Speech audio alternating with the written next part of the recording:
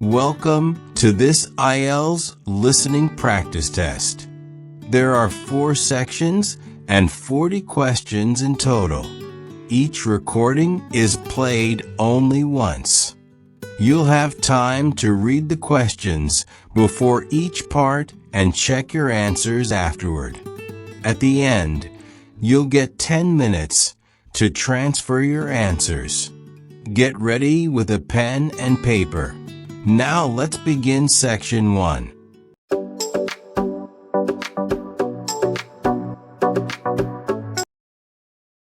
You will hear a number of different recordings, and you have to answer questions on what you hear. There'll be time for you to read instructions and questions. And you have a chance to check your work. All the recordings will be played only once. The test is in 4 sections. At the end of the test, you will be given 10 minutes to transfer your answers to an answer sheet. Now turn to Section 1. Section 1. You will hear a conversation between a student and a railway clerk. First, you have some time to look at questions 1 to 5.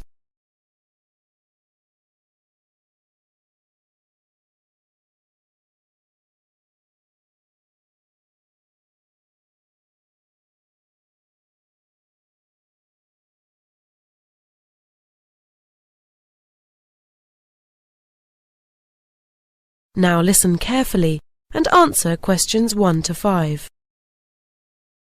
Central Station, Norwich, Sue Brown speaking. Can I help you? Is that the railway station? Yes. Is there a card that you can buy railway tickets and allows you to get discounts on it?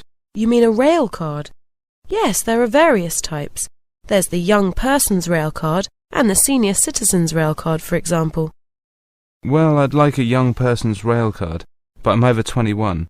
Is that okay? Do I still qualify? Yes, you're eligible from 18 to 25. Great.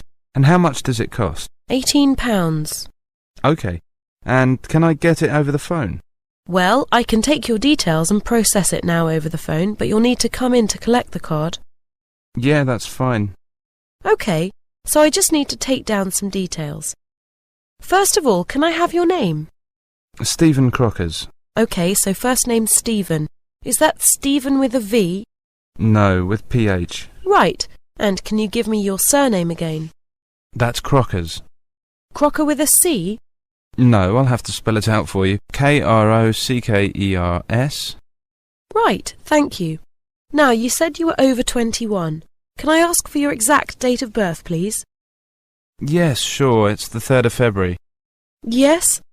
And the year's 1979. 1979. OK, lovely. So the next thing I need to know is your permanent address. Right. I'd better give you my parents' address then. I'm probably moving soon. Yes, that'll be fine. It's 158 Kingwood Close. Is Kingwood one word or 2? 1. Right. Norwich. And can you tell me the postcode, please? It's NR4 6JF. NR4 6JS? No, F for Freddy. Right. And the next thing I need is your telephone number.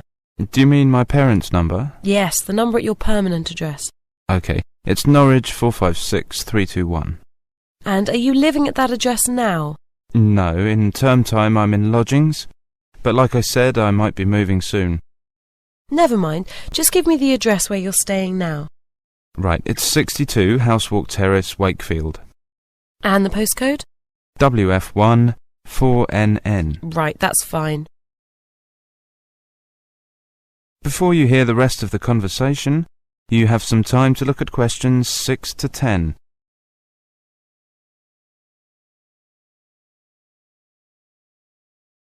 Now listen carefully and answer questions 6 to 10. And I want to get a ticket. Can I do that now and get the discount, or do I have to wait until the card's ready? No, you can book the ticket now and collect it at the same time as you get the card. OK, so I want a return ticket to London next week. How much will that cost? Well, it depends on what sort of ticket you get. There are 4 different kinds. I'll go through them for you. Right, the cheapest one's the London Day Out. That's good if you're just going away for the day, It includes some bus and tube travel in London, but you have to travel outside peak hours. That costs £18. Okay.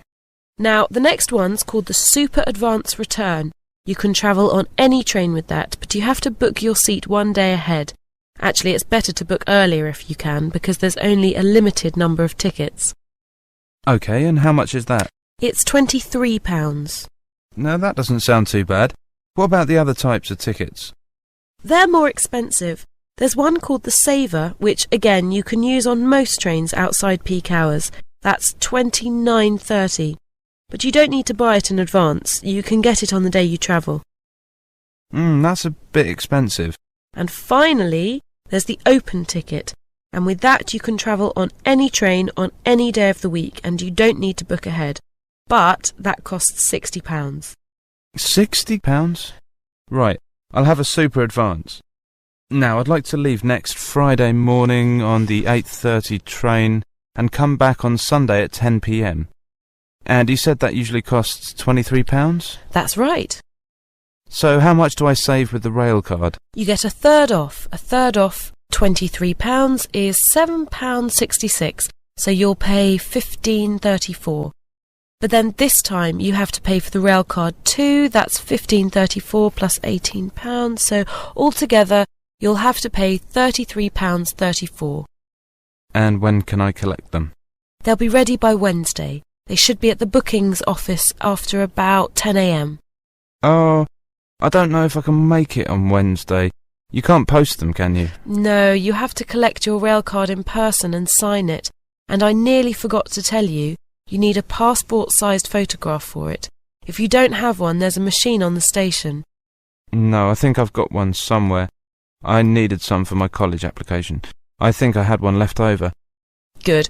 So, is there anything else? No, that's great. Thanks a lot. Bye. Goodbye. That is the end of section 1. You now have half a minute to check your answers.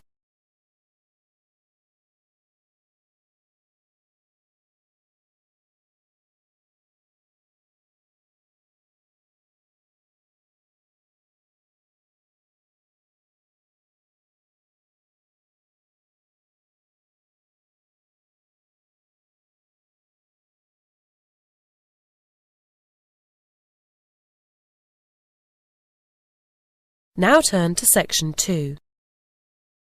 Section 2.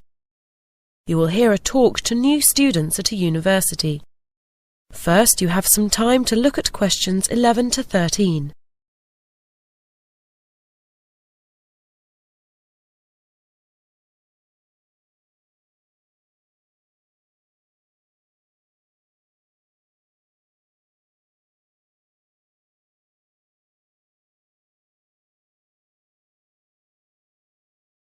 Now listen carefully and answer questions 11 to 13.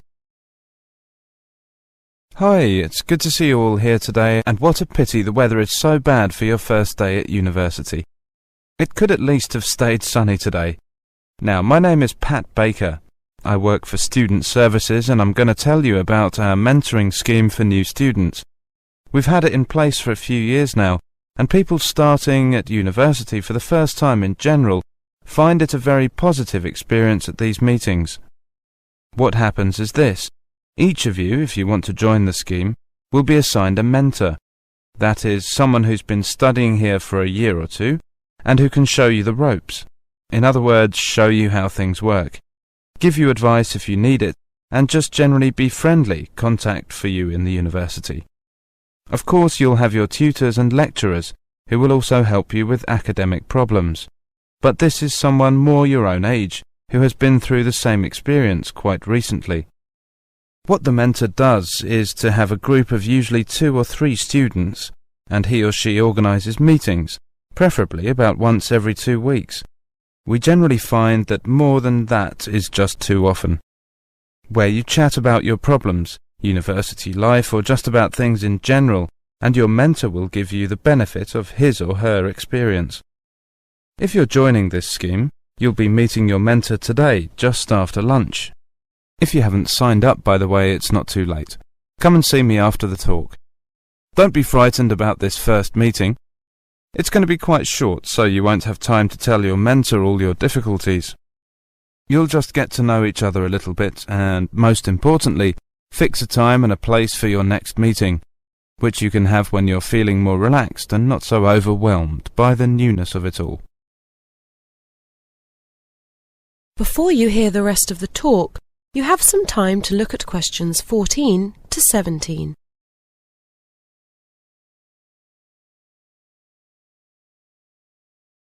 Now listen carefully and answer questions 14 to 17.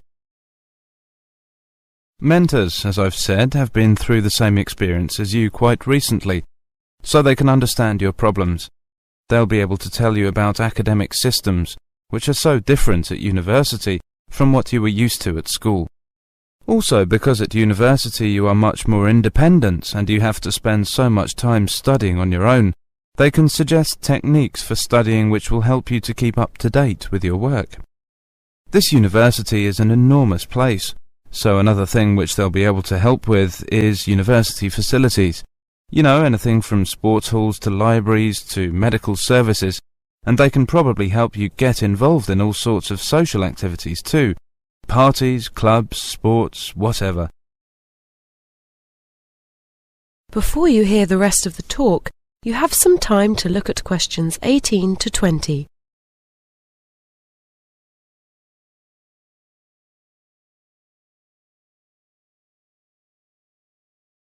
Now listen carefully and answer questions 18 to 20. So, as you can see, this is a pretty useful scheme, but it does rely on people keeping in touch. The telephone's pretty useful if you have one, but students are busy people and often out doing things, so email is probably better. Your mentor will be able to show you how to get an email account. They don't cost anything to students, they're free. For people who have never been away from home before, a mentor is a useful contact and support, somewhere between a friend and a parent. And no doubt, as the year progresses, and you start getting nervous around exam time, your mentor will be ready with useful tips on the best way to pass your exams. After all, they did the same ones either last year or the year before, and they passed them. That is the end of section 2. You now have half a minute to check your answers.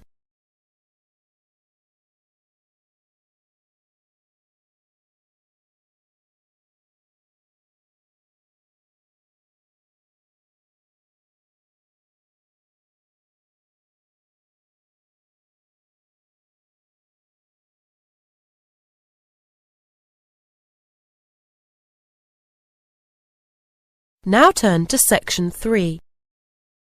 Section 3. You will hear a radio program in which a researcher talks about stress at work. First, you have some time to look at questions 21 to 24.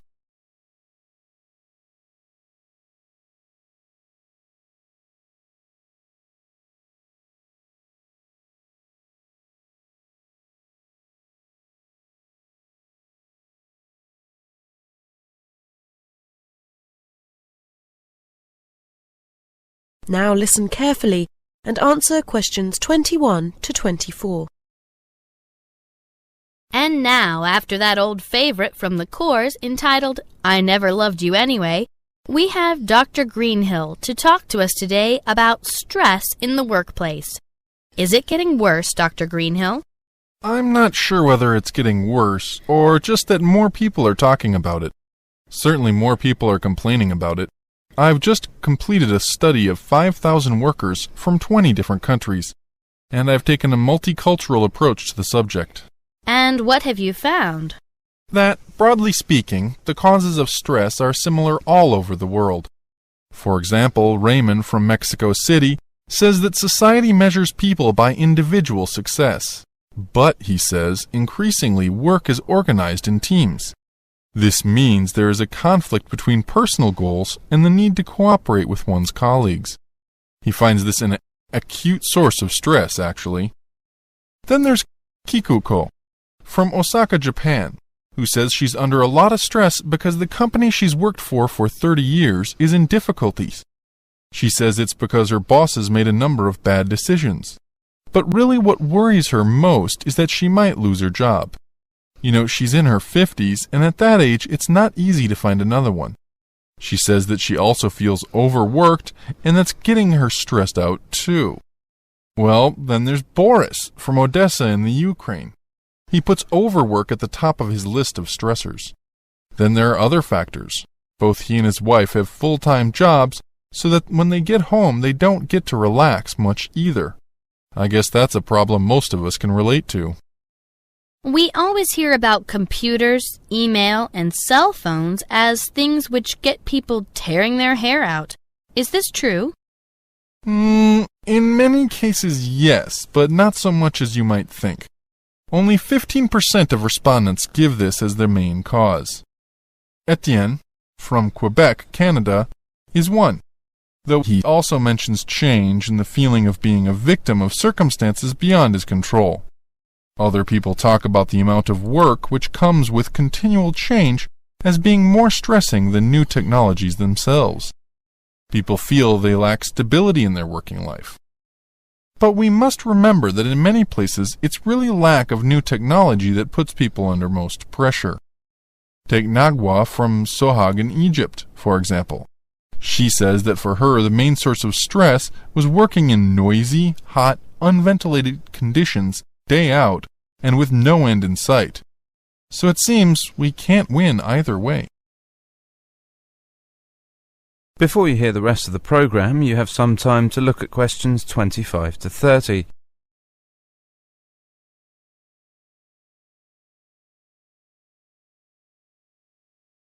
Now listen carefully and answer questions 25 to 30. So, what can we as individuals do to make things easier for ourselves? Well, I've talked to a number of specialists about this, doctors and psychologists. And here are a few suggestions for reducing stress without you having to change your job. First, vary your diet.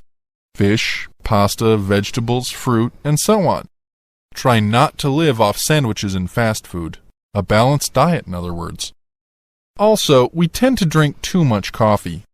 Caffeine, the drug in coffee, gets us more nervous. So if you want to feel less stressed, drink less coffee. It's tough at first, but you'll notice the difference within just a few days. Finally, take regular exercise. It's a great way of relaxing, and of course, it makes you more healthy too. For a particular cause of stress, there are various things you can do. If your problem is that you think you've got too much work on your plate, what you probably need to do is to manage time better. You have to learn to deal with the things which are really vital. Don't waste time on trivialities. There are courses to help you with this. If you are worried about unemployment, make plans so that if it happens, you are ready for it. Do things like set money aside and update your CV so it's attractive to new employers. As for new technologies, do training courses so that you feel at home with them and so that you don't feel frightened of them. So in the end, the best way to deal with stress is for you to take control of your life and not allow yourself to be a victim of circumstance. Thank you, Dr. Greenhill, on fighting stress. And just when you thought you could relax, here's Dolly Parton working 9 to 5. That is the end of section 3. You now have half a minute to check your answers.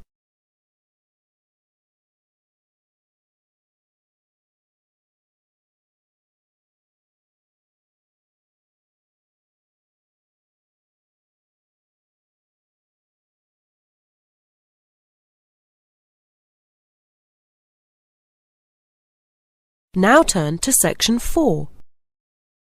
Section 4. You will hear an extract from a lecture about solar eclipses in history. First, you have some time to look at questions 31 to 36.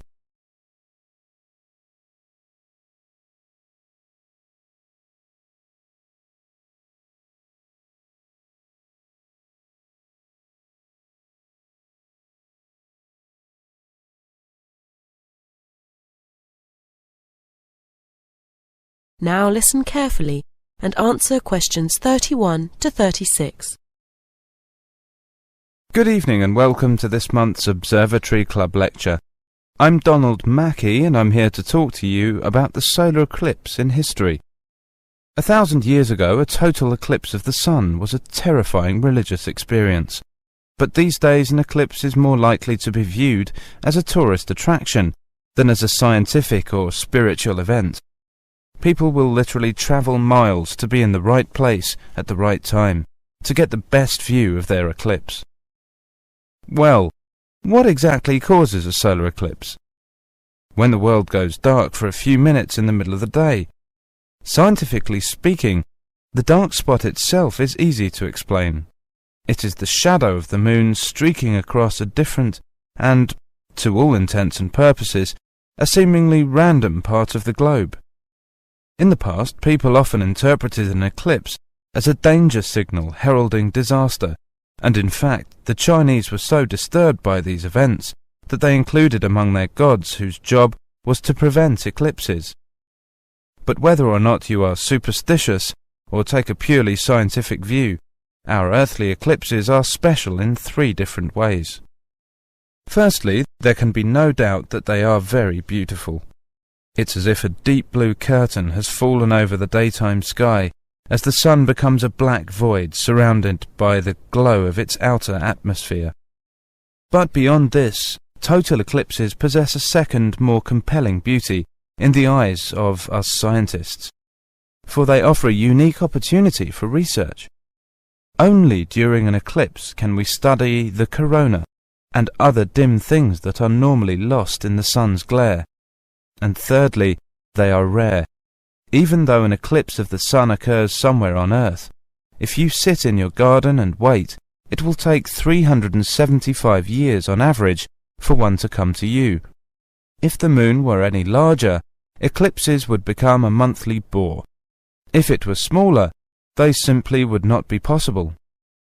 The ancient Babylonian priests, who spent a fair bit of time staring at the sky, had already noted that there was an 18-year pattern in their recurrence, but they didn't have the mathematics to predict an eclipse accurately.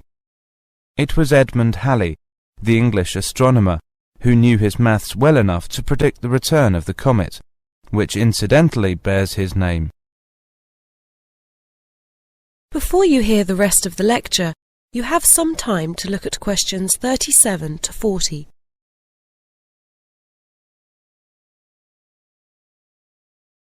Listen carefully and answer questions 37 to 40. In 1735, Edmund Halley became the first person to make an accurate prediction of an eclipse. This brought eclipses firmly into the scientific domain, and they have allowed a number of important scientific discoveries to be made. For instance, in the eclipse of 1868, 2 scientists, Janssen and Lockyer, were observing the sun's atmosphere, and it was these observations that ultimately led to the discovery of a new element. They named the element helium after the Greek god of the sun. This was a major find, because helium turned out to be the most common element in the universe after hydrogen. Another great triumph involved Mercury. I'll just put that up on the board for you now. See, there's Mercury, the planet closest to the sun, then Venus, Earth, etc. For centuries, scientists had been unable to understand why Mercury appeared to rotate faster than it should. Some astronomers suggested that there might be an undiscovered planet causing this unusual orbit, and even gave it the name Vulcan.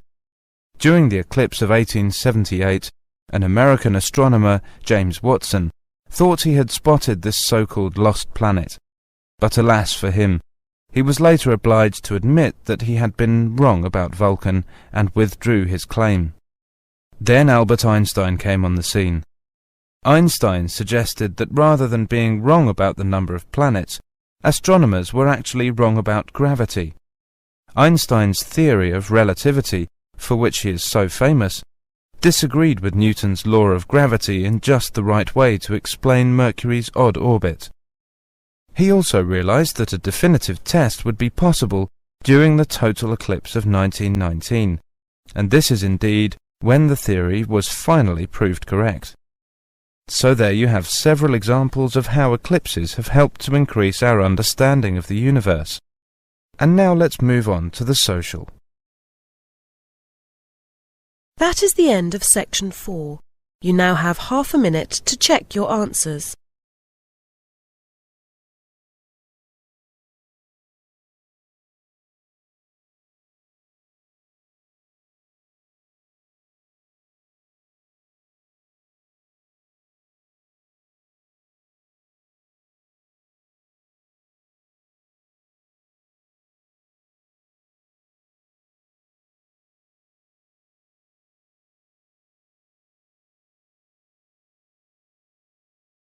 That is the end of listening test, the IELTS test. You now have 10 minutes to transfer your answers to the listening answer sheet.